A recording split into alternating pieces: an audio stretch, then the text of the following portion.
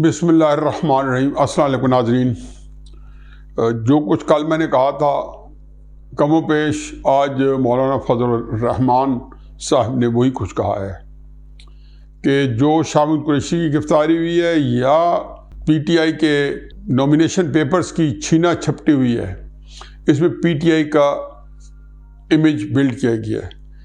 मेरा केस थोड़ा सा मौलाना मोहतरम से मुख्तलिफ है कि मेरा केस ये है कि जी बदकिस्मती कह ले, स्टालिशन का जो वेस्टेड इंटरेस्ट या एक मुफादाती एजेंडा कह लें जनरल बाजवा का उस वक़्त, या उसके बाद हिकमत अमली में कोताही समझ लें, हर चीज़ ने इमरान खान साहब की सियासत को आगे बढ़ाया है।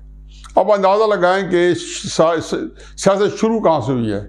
इमरान खान साहब को जैसे भनक पड़ी, उन्होंने एक खुफिया दस्तावेज़ मरासला या साइफर जो है उसको अपनी सियासत की भीड़ चढ़ा दिया और फिर उस खुफिया मरासले के पीछे उन्होंने पाकिस्तानी फ़ौज के जर्नैलों को ललकारा, उनको मीर जाफ़र मीर सादिक कहा, उनको गद्दार कहा, उनको जानवर कहा और खुल खेले।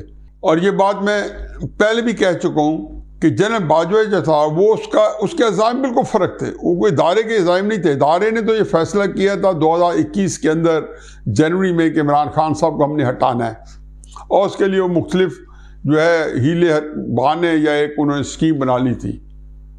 लेकिन जनरल बाजवा के अज़ाइम उससे मुख्तलिफ थे। वो ये कहते थे कि इमरान खान हटे तो जो निगरान हुकूमत आए उसको को मैं बांग्लादेश मॉडल या कोई और मॉडल में जिसमें 5-7 साल रखूँ और मैं अपने आप को तायात एक्सटेंशन भी देता जाऊं और हुकूमत करूं।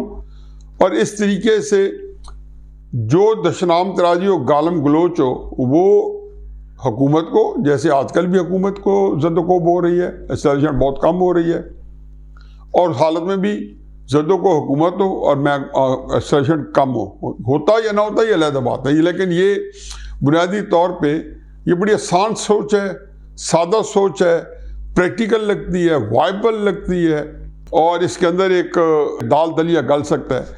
और इस निगरान हुकूमत से उताहियात आर्मी चीफ रहना था, फौज का कितना इंटरेस्ट था नहीं था अलग बात है।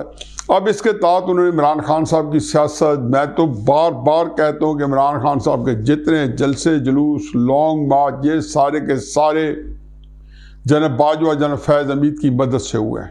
वो गालियाँ भी खा रहे थे, बदमद इसलिए नहीं हो रहे थे कि उनको लॉन्ग रन पे फ़ायदा मिल रहा था कि इसकी गालियों के अंदर दबाव आएगा, हमने शहबाज शरीफ से इस्तीफ़ा ले लेंगे, निगरान हुकूमत बनाएंगे, फिर अब इमरान खान साहब को गालियों का बदला भी चुकाएंगे।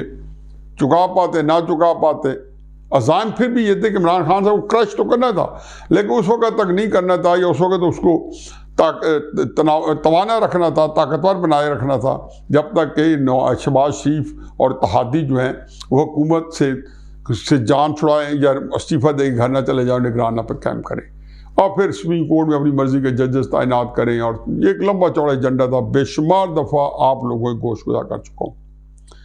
अब जब आसिम मुनीर साहब आए, जिनके खिलाफ बाजवा साहब ने लॉन्ग मार्च करवाया इमरान खान साहब के ज़रिए, उनको भी पता होगा, इसमें तो कोई ढकी छुपिया नहीं, सारी इंटेलिजेंस जानती है, सारे ISI को पता है कि जी किस तरीके से फैज़ हमीद आके इस्लामाबाद में मिलते थे, एक आध दफ़ा मिले हैं इमरान खान साहब को, किस तरीके से सेफ हाउसेज मिले हैं मुख्तलिफ औकात में, और ये सारी चीज़ें हो रही थी और इंटेलिजेंस एजेंसी रिपोर्ट भी कर रही थी। लेकिन बाजवा साहब चूँकि इसके अंदर शरीके जुर्म थे तो वो इससे सरफ नज़र कर रहे थे। बार जब आसिम मुनीर साहब आए तो इमरान खान साहब की सियासत में कई चीज़ें जो थी वो मुस्तहकम हो चुकी थी। एक उनकी मकबूलियत और एक तूल सियासत में उनकी गिरफ्त। अब इसमें उन्होंने अपना निज़ाम पैदा करना था। इसमें भी एक बदकिस्मती है कि जनरल आसिम मुनीर साहब के जो सियासी मुशीर हैं, जो कि ये फैसला जिन्होंने करना है या जिन्होंने ये सारी की सारी ये जो हिकमत अमली या ये जो ड्राइंग बना के देनी इक़्तिदार की, ये सारे के सारे जो हैं फ़ौज के अपने ही सीनियर ऑफिसर्स होते हैं।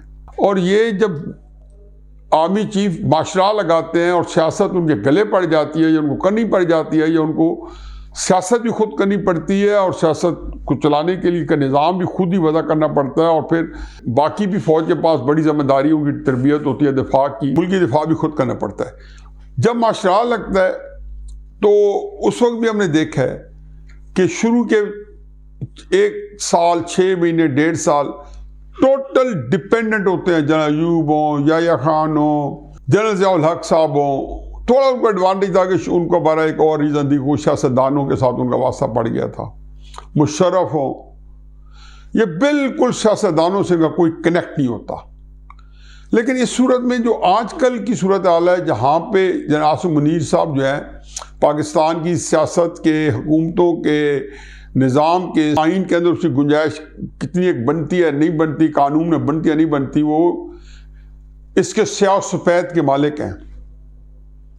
लेकिन उनके पास अब ये भी फैसिलिटी अगर चाहे तो भी नहीं है कि वो सियासतदानों को ऑन बोर्ड करें या उनसे रब्ता कायम करें, ला के उनके जो जर्नैल हैं वो किसी न किसी जगह रब्ता कायम रखें। अब ज़ाहिर है जब वो बैठते होंगे तो सियासी तजर्बा है नहीं, लेकिन सियासत है, मज़हब है, पाकिस्तान में अब क्रिकेट भी है। ये 3-4 चीज़ें हैं जिनके अंदर हर बंदा पाकिस्तान के किसी बंदे से बात करें वो एक्सपर्ट बना हुआ है। वो कहते हैं कोई मसला ही कोई नहीं है। चुनाचे जर्नैल मैं बखूबी अंदाज़ा कर सकता हूँ कि बड़े सीनियर होते हैं, उनको पूरा तजर्बा होता है। मैं कई जर्नैलों को जब रिटायर होते हैं तो सियासत पे बड़ी सैर हासिल बात करने की कोशिश करते हैं, तो ये उस पर एक्सपर्ट बने होते हैं।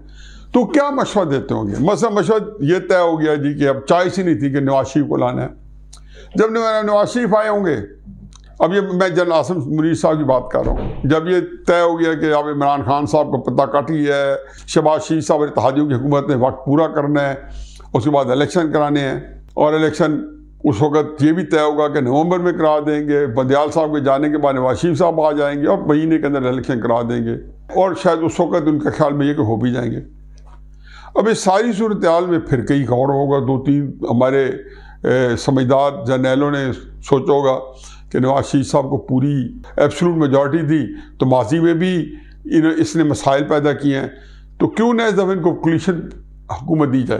और ये बंदा कब करता है? जब उसको 100% यकीन होता है कि अब तकदीर के कातिब हम ही हैं, अल्लाह मियाँ का रोल, अल्लाह मियाँ की तदबीरें भूल जाते। अभी उन्होंने देखा कि जनरल बाजवा ने 4 साल से प्लानिंग कर रखी थी जनरल आसिम मुनीर साहब के चीफ बनने से पहले कि 27 नवंबर को रिटायर होंगे, फिर इमरान खान साहब के ज़रिए लॉन्ग मार्च कराया, फिर अरशद शरीफ साहब बेचारे शहीद हो गए, इमरान खान साहब पे गोलियां चली, हर वो चीज़ से माशाअल्लाह लगने के अमकानात थे, और ये सारे असबाब पैदा किए गए कि जनरल बाजवा साहब जो है माशाअल्लाह लगाते। मैं एक और बात करता जाऊँ, मैं हकीकत है कि जनरल बाजवा साहब बुज़दिल आदमी थे, जुर्रत होती तो माशाअल्लाह लगाते।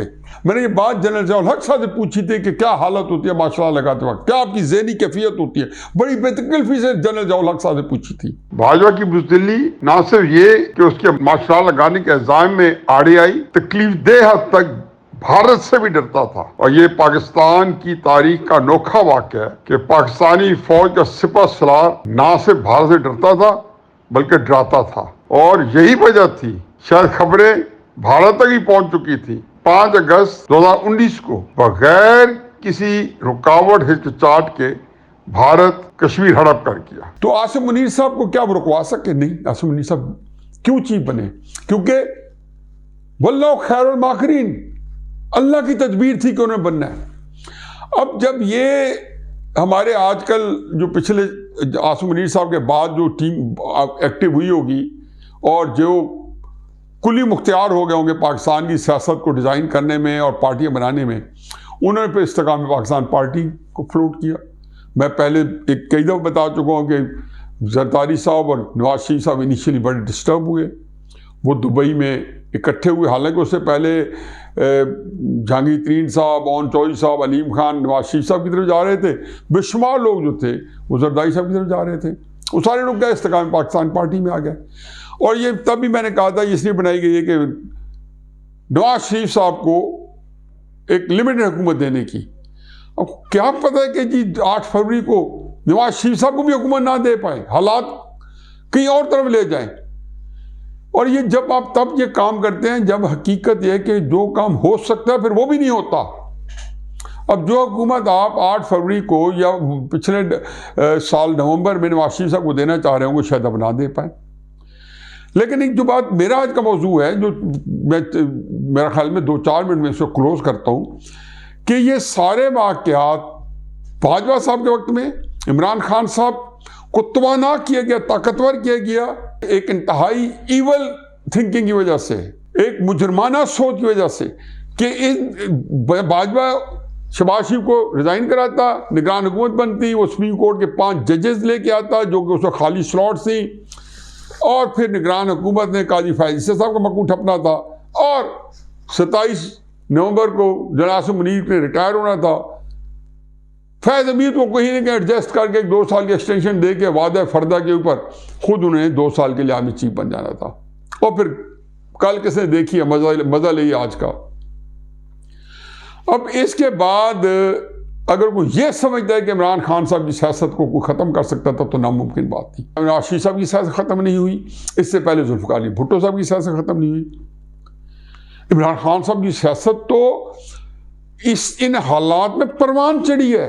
कोर्सिव एटमॉस्फेयर में या एक मुतहारिब किस्म के माहौल में परवान चढ़ी है इमरान खान साहब की, उनकी नहीं चढ़ी, वो तो चढ़ गई।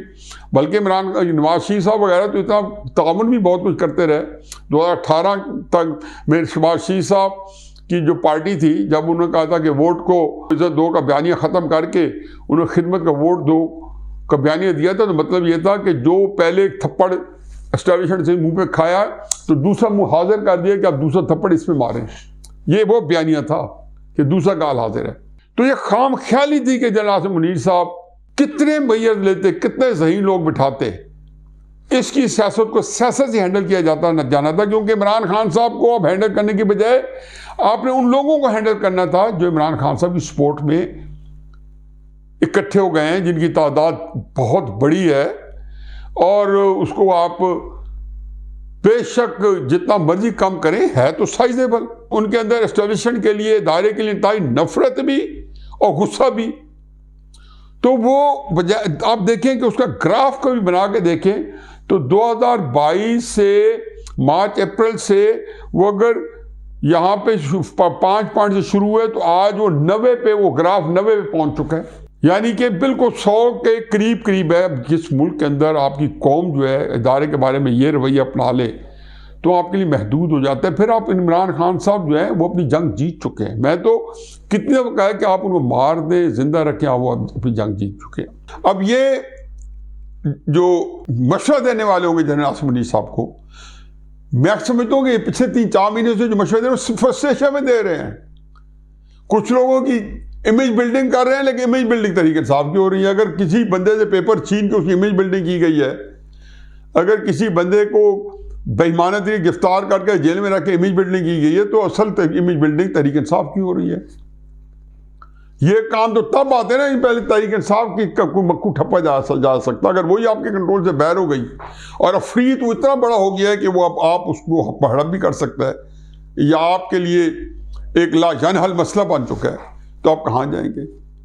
और ये बंदे जो हैं उन्होंने क्या किया है कि इस गो में नवाज शरीफ साहब भी इस वक्त अपसेट होंगे अंदर से। जरदारी साहब ने जब 2-3 हफ्ते पहले एहतजाज किया, बिलावल साहब ने, उनको आपने रिश्वत देनी पड़ गई। सरफराज बुगटी को देना पड़ गया आपने, इतना कीमती आदमी जो कभी भी पीपल्स पार्टी में ना जाता। आपने फैसल वाबडा को दे दिया जो कभी पीपल्स पार्टी में ना जाते, सिर्फ इसलिए कि आपके जहन में यह था कि यार इनको अब चुप कराएं। फजल रहमान साहब ने आज बता दिया कि आपने तो बेड़ा गर्क कर दिया। बिल्कुल सही कहा है। सुप्रीम कोर्ट के बारे में उन्होंने कहा है कि आपने फैसला दिया स्टॉक एक्सचेंज 2500 पॉइंट नीचे चली गई। बिल्कुल सही कहा है। सुप्रीम कोर्ट भी इस क्षेत्र में बाहर इसलिए हुआ है कि ये सर्विस जो है सुप्रीम कोर्ट को हल करने में क्लूलेस है। उन्होंने ये सोचा नहीं था। और एक क्रेडिट दें जनरल फैज हमीद को कि किस उन्होंने कमाल मुहारा से 3-4-5 साल ऐसे अदालतों को जो है बिल्कुल ऐसे इस्तेमाल में रखा कि आफरीन है। अब इन हालात के अंदर जबकि आपके पास कोई हल नहीं है, इस फ्रस्ट्रेशन में यकीनन जो है जब सारे जर्नल बैठेंगे तो ये समझेंगे कि जी माशा लगा दें। मैं हकीकत बता दूं वो भी हल नहीं है, उसमें तो आपका सब सत्यानाश होने को है। अब ये क्या किया जाए, टेक्निकली पॉलिटिकली ऑप्टिक्स में एस्टेब्लिशमेंट जो है ना सिर्फ जंग हार चुकी है बल्कि खुद तो डूबे हैं सनम। इमरान खान साहब के मुखालिफ जितनी पार्टीज हैं, खसूसन मुस्लिम नून, उसको भी ले डूबे हैं। मेरा ख्याल है कि मैं जब कहता हूँ ना तो लोग मुझे मेरे सारे जो बेचारे मैसेज देते हैं, कहते हैं आप मायूसी ना फैलाएं। मैं हकीकत में मायूसी कभी नहीं फैलाई। अब मैं एक विसल ब्रो का काम दे रहा हूँ और मैं सिर्फ एक विसल बचा रहा हूँ और ये बताने की कोशिश कर रहा हूँ लोगों, जो फसल हमने बोई है 2014 से राहील शरीफ साहब के वक्त में नवाज शरीफ साहब की हुकूमत को गिराने के लिए जो प्रोजेक्ट शुरू किया था, आज जो पाकिस्तान भुगत रहा है उसी का भुगत रहा है, जिसमें फिर बाद में पहनावा भी आ गई, बाद में इमरान खान भी आ गया, उसकी हुकूमत भी आ गई, फिर उसकी हुकूमत का गिराना, फिर शहबाज शरीफ साहब की हुकूमत आ गई और अब निगरान हुकूमत आ गई। हर एक ने उसमें फिर इजाफा ही किया है खराबी में, और कुछ नहीं हुआ। अब इतना वक्त भी आपके पास नहीं है, हमारी एस्टेब्लिशमेंट के पास, जो मुल्क की सियासत के और मुल्क की तकदीर के मालिक हैं, कि बाद अस खराबी बस्यार आपके पास अफसोस करने का भी वक्त नहीं बचा। वमा अलैना इल्ला अल बलाग।